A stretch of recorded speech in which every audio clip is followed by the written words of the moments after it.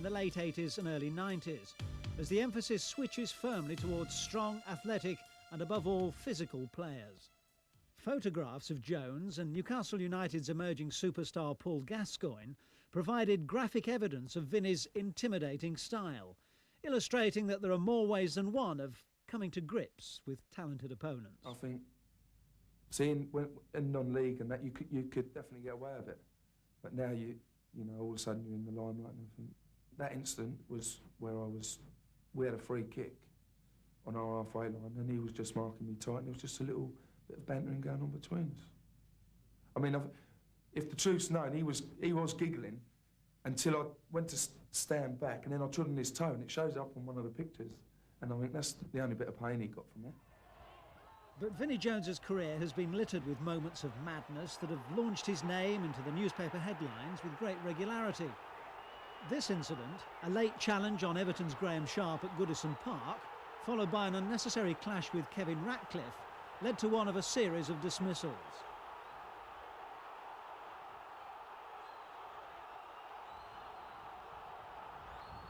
Ratcliffe's reaction to a slight brush of foreheads may be equally reprehensible, but this kind of unsavoury incident, particularly during his early league career, led to Jones becoming an anti-hero on the field, the undisputed leader of Wimbledon's crazy gang.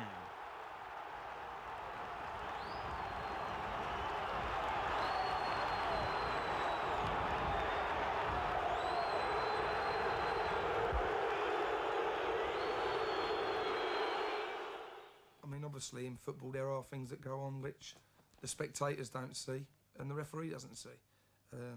One of the oldest ones in the book is, you know, going up for the header with the elbow out, giving your opponent a nice lump behind the ear. There's always the poke in the eye when you're not looking, or when the ball's up the other end of the field, the centre-half lays out the centre-forward with a right-hander. The one where you're following the player and he passes the ball off, everybody follows the ball and then you just come in and follow down with your studs on the back of his Achilles down the calf. It's always a nice one. And, you know, these sort of things do happen and it's no good saying they don't. But it's not something that is seen unless you're a little bit cute. There's always the one where you put your opponent down, tackle him very hard, and you go to lift him up and you put your hands under his armpits and pull his hairs and he's screaming blue murder and you're just saying to the referee, well, I'm only helping him. Or there's the Gaza one, when they get a bit close to you, you just grab them by the testicles and say, well, can you speak in a bit lower pitch of tone, please? But obviously there are loads of things that go on. You know, the oldest one in the book is waiting for a corner and sort of treading on everyone's toes on a freezing January day.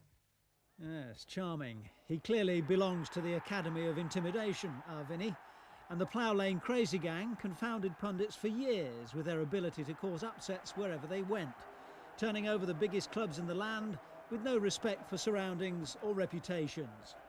And through it all, their style of football remained thoroughly unloved, although widely imitated as the instant route to success. And at the centre of it all, Vinnie Jones, who arrived from non-league Wealdstone. Eventually, the Dons prepared for their most unlikely triumph of all. A mere 11 seasons after reaching the Football League from the Southern League, Wimbledon were at Wembley. Vinnie Jones in direct confrontation with another tough nut, Steve McMahon. And the result, an FA Cup win against the most successful team of the modern era.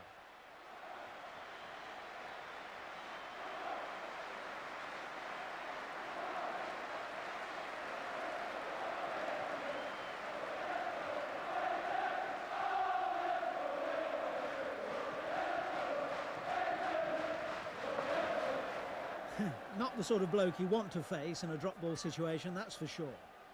After leaving Wimbledon, Vinnie moved to Leeds to help them regain First Division status under the shrewd guidance of Howard Wilkinson. He recognised the positive aspects of having a man like Vinnie in your team, and so did his old boss Dave Bassett, by now at Sheffield United. Playing for United at Manchester City, Vinnie claimed the unofficial world record for the fastest ever booking. A conservative estimate of 4 seconds from the first whistle to his strong challenge on City's Peter Reid, The referee, David Elleray, has an early customer in his notebook. Jones's reputation clearly preceded him, but this was another day when a series of rash challenges would lead to his premature departure from the fray. Ideally suited to the physical side of the game, now demanded by modern football, Jones has always trodden a fine line between controlled aggression and illegality. This afternoon was another victory for officialdom.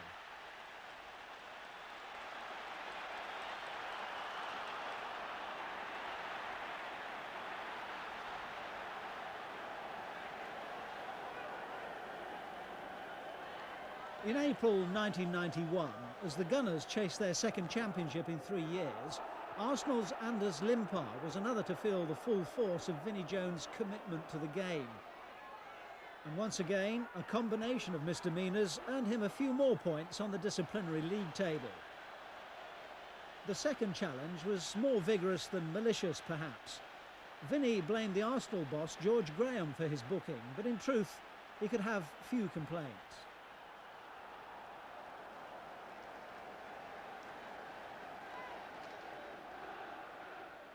The next stop in Jones's career, Stamford Bridge, a move from Sheffield United to Chelsea to join up with some of the old Crazy Gang members. And still the Jones enthusiasm teetered on the tightrope of transgression. West Ham's goalkeeper Ludek Miklosko experienced what Jones calls a bit of clump. The pace and passion of the game today dictates that vigorous challenges happen all too often. This time, Crystal Palace's Marco Gabbiadini on the receiving end. And it's no good claiming he came out with the ball, Vinnie. Just look at the same challenge from the alternative angle and you'll see what a two-footed tackle it was. And that's not on. Jones's brief stay at Stamford Bridge produced just 5 goals, but one of them will perhaps give the lie to the suggestion that his game is only about hustling and intimidation. A fine strike which helped produce a memorable 2-1 win at Anfield in February 1992. Nevertheless, Vinnie Jones owes the longevity of his career at top level to the emphasis placed on physical prowess rather than the cultured style of his play.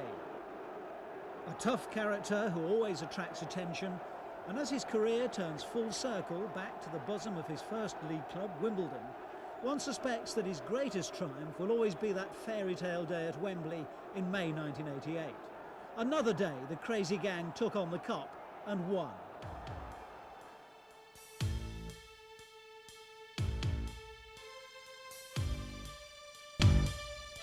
If you're going to go over the top of me, you've got to put me out the game. Because I'm going to be coming back for you. Whether it's in the next 5 minutes, the next 10 minutes, or the next game next season. And that's a promise. Steve McMahon has always managed to balance a combination of the qualities required for top-level success with 4 major clubs. Yeah, Steve McMahon for me is probably my only rival when it comes to... See, a lot of things happen in football when we went to the cup final. There are other tough lads out there. But I think Steve McMahon, I think I'm stronger physically and mentally than Steve McMahon. I think he's a better footballer than me, like tactically. But mentally and mentally strong and physically strong, I'm a lot tougher than him. And I had to prove that in front of millions of people in the '88 Cup final. As early on as about the 7th minute, I let him just have a touch on the ball and I just whacked him, just hammered him. And it knocked the stuffing out of him. And he went about the field on his tiptoes, and it was a great start. And once, I think in any walks of life, if the top man gets sorted out early doors, if I was on my own and there's a gang of lads and they're going to start on me, I would go in and whack the biggest and the toughest straight away. And that's what happened in the cup final. And they were all so shocked that their man had been sorted out. And it spurred on my players to have a go at them. After that, we played up at Anfield and he did have a go at me. He did try and get his revenge. Obviously, it's not something that you show an opponent that you hurt. You know, 8 stitches in my leg, just below my knee. You know, that's something that he's got to live with in my book.